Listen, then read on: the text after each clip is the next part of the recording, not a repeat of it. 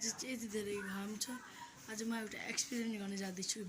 हाम्रो उपर एउटा बाटो छ, त्यहाँनिर आज एउटा अन्डा पाक्छ कि पाक्दैन त्यो हेर्न आँटेको छौँ। आज हामी तपाईँलाई पनि देखाउनेछौँ।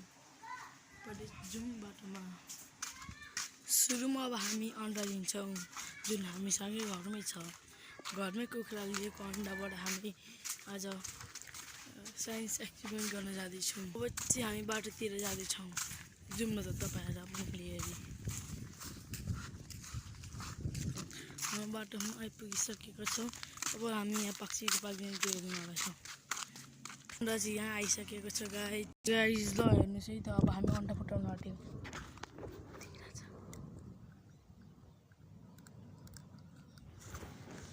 यो चाहिँ रहेको छ अन्डा।